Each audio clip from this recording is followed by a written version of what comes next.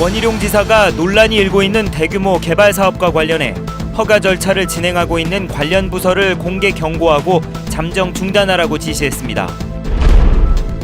제주 지역 렌터카 조합과 업체들이 가격 경쟁을 피하기 위해 차량 대여 요금을 담합한 혐의로 공정거래위원회에 적발됐습니다. 청년 작가들의 등용문인 제주미술대전이 대회 주관을 둘러싼 미술협회와 예술인 총연합회 간의 갈등으로 파행을 겪고 있습니다. 기초연금제도 기준이 강화되면서 제주에서 250여 명이 받던 연금을 못 받게 됐습니다. 복지 소외자를 양산하는 건 아닌지 우려됩니다.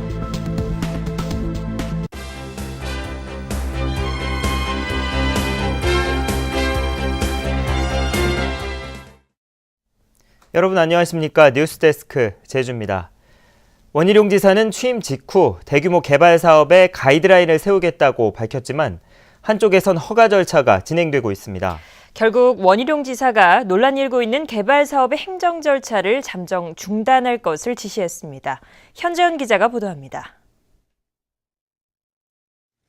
원희룡 제주도지사는 취임 당시 청정자연은 제주 공동체의 중요한 자원이자 미래 세대에 넘겨줘야 할 소중한 공공자산이라며 자연의 가치를 키우겠다는 비전을 제시했습니다. 제주의 청정 환경을 지키는 일은 개발을 뛰어넘는 최우선 가치입니다. 좋은 투자는 적극 유치하되 제주의 가치를 훼손하는 투기 자본과 난개발에는 엄격하고 단호하게 대응하겠습니다.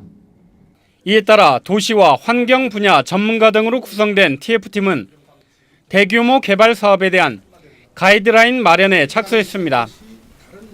하지만 카지노와 환경 파괴 논란이 일고 있는 2호 유원지와 뉴오션 타운에 대한 경관 심의가 이뤄지는 등 엇박자 행정이 나타나고 있습니다. 참다 못한 원지사가 개발 사업을 관행적으로 통과시켜줘선 안 된다며 해당 부서를 공개 경고했습니다. 특별히 그 부분에 대한 구체적인 지침이 없었기 때문에 그냥 했는지 모르겠습니다만은 이걸 그냥 경관심의위원회 열어가지고 그냥 방망이 때리고 그냥 도의회에다가 옛날부터 했던 거니까 그냥 올리고 관행적으로 통과시키는 것은 안 된다. 한 발 더 나가 논란이 일고 있는 대규모 개발 사업의 인허가 절차를 잠정 중단하라고 지시했습니다. 개발과 투자 유치와 어떤 그 환경 보존과 이게 충돌되면서 이슈가 돼 있는 부분, 이 부분들은 그동안 다 시끄러웠던 것들입니다. 이런 것들은 당분간 중단을 하셔야 됩니다. 원희룡 도정의 선보전 후개발 원칙이 취임 초부터 혼선을 빚고 있는 가운데 이달 말 나오는 드림타워와 신화역사공원 개발 사업에 가이드라인이 주목됩니다. MBC 뉴스 현재훈입니다. 원희룡 지사는 오늘 오전 기자간담회에서 이지훈 제주시장의 특혜 의혹과 관련해 성의 있게 진실 그대로 소명이 되고 책임질 부분이 있으면 응당하게 해야 한다며 객관적 입장에서 지켜보고 있다고 말했습니다.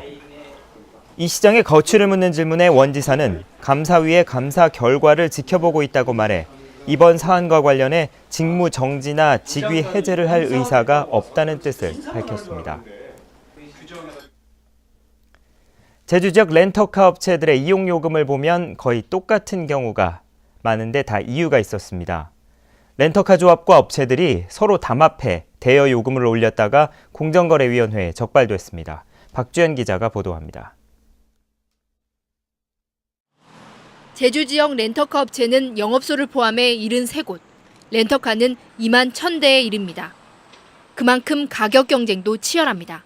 같은 차종이면 가격이 더 싼 쪽을 더 선호하고 거창하게 되는 것 같아요. 하지만 공정위 조사 결과 지난 2008년부터 2년 동안 제주도 렌터카 사업조합이 심의위원회를 구성하고 렌터카 요금을 결정했던 것으로 확인됐습니다. 중형 승용차의 경우 5만 9천 원이던 하루 대여료가 6만 5천 원으로, 승합차는 10만 5천 원으로 1년 사이에 10%가량 가격이 올랐습니다. 특히 제주에 영업소를 둔 대기업 자회사인 렌터카 업체 3곳은 조합원이 아니지만 조합심의위원회에 참여해 가격을 주도했던 것으로 드러났습니다. 도에서 요금을 뭐하러 붙였죠. 그래서 우리도 뭐 저한테 신청을 했는데 공정위는 렌터카 사업조합의 시정 명령과 함께 과징금 7,300만 원을 부과하고 공정거래법 위반 혐의로 검찰에 고발했습니다. 또 렌터카 업체 7곳도 시정 명령을 내렸습니다.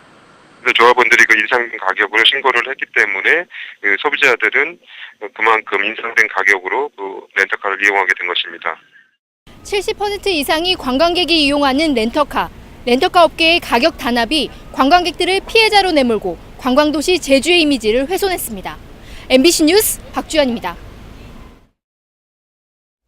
외국인 관광객이 사상 처음으로 내국인보다 많았습니다. 제주도 관광협회는 어제 제주를 찾은 외국인 관광객은 2만 157명으로 내국인 관광객 19,909명에 비해 1.2% 많았다고 밝혔습니다. 외국인 관광객 가운데 중국인이 19,000여 명으로 95%를 차지했습니다.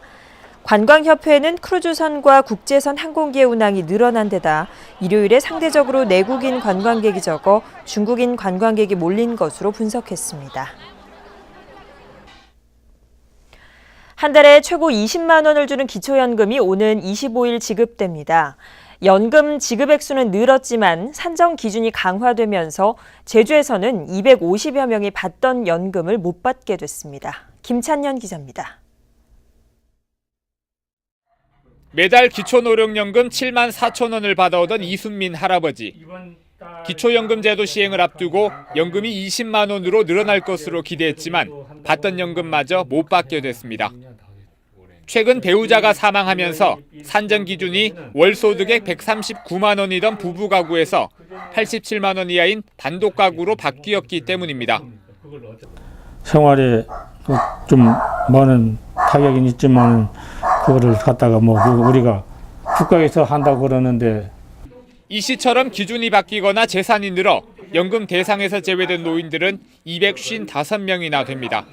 국가의 그 회원권 있지 않습니까? 승마, 골프, 요트 회원권을 소유하고도 탈락을 시키는 등 이번 기초연금은 조금 강화된 편이 있어서 255명을 제외하고 기초노령연금을 받던 노인들은 자동으로 기초연금을 받게 됩니다.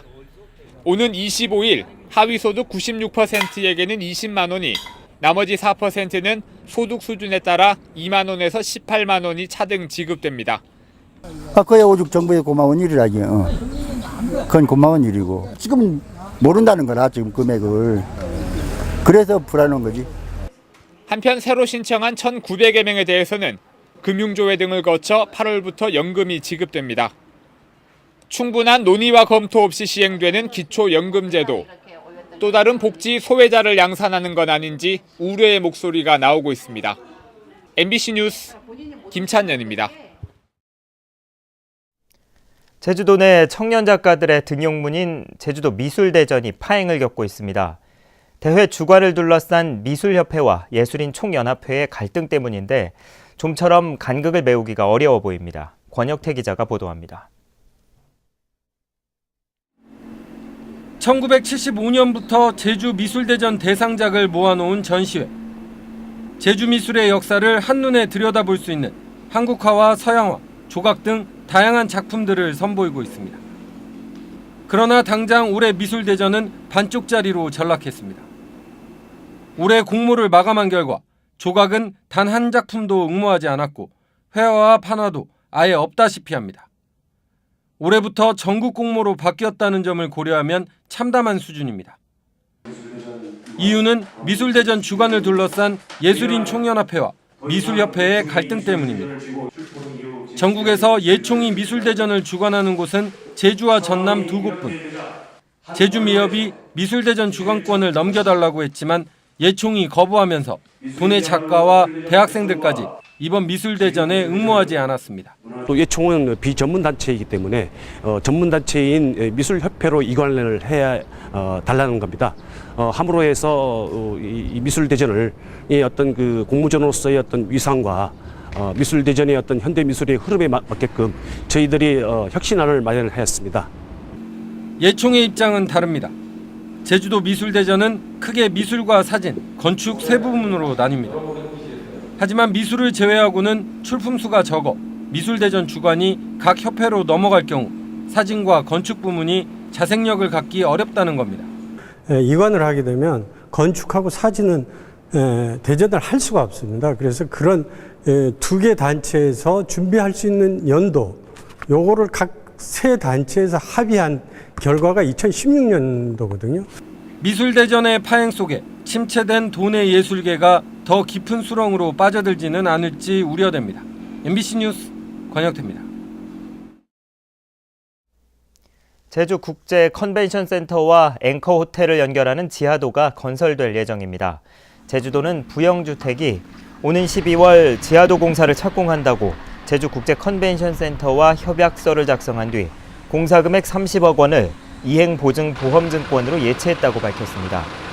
이에 따라 사전 계약 사항을 이행하겠다는 내용의 보완 대책이 접수돼 조만간 사용 승인 허가를 내줄 계획입니다.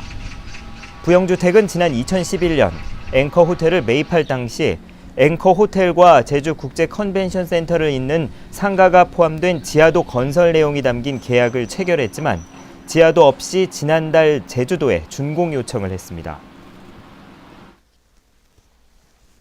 제주 지방의 장마가 사실상 끝나 본격적인 무더위가 이어질 전망입니다. 오늘 낮 최고 기온은 서귀포와 성산포 28.4도, 고산 27.7도, 제주시 27.4도 등으로 평년보다 1에서 2도 낮았습니다. 한반도 북쪽까지 올라간 장마 전선이 이번 주까지 중부지방에 영향을 준 뒤 소멸할 것으로 예상돼 제주지방은 내일부터 이달 말까지 대체로 맑고 30도가 웃도는 무더위가 이어지겠습니다.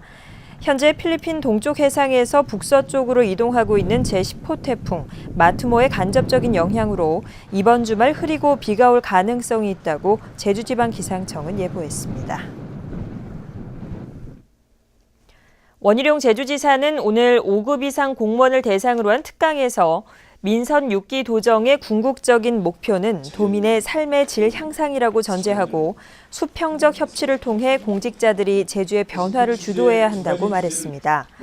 또 다음 달 예정된 정기 인사와 관련해 새 도정 출범에 걸맞는 인적 쇄신과 일과 성과를 중심으로 전문성을 살린 적재적소 인사 방침을 밝혔습니다.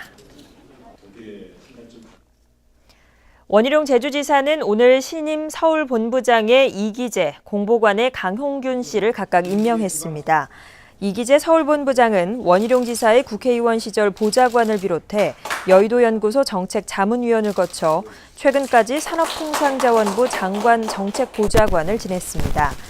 강홍균 공보관은 경향신문사 제주 주재기자로 일해오다 지방선거 당시 원 후보의 선거 캠프 대변인과 새도정 준비위원회 대변인을 지냈습니다. 일반 시내버스에 이어 제주시 공영버스 요금도 다음 달부터 인상됩니다. 제주시는 현재 950원인 공영버스 성인 요금을 다음 달 1일부터 1,200원으로 250원 인상한다고 밝혔습니다. 청소년은 800원에서 900원으로 100원 인상하고 어린이는 400원으로 동결됩니다. 뉴스데스크 제주였습니다. 여러분 고맙습니다.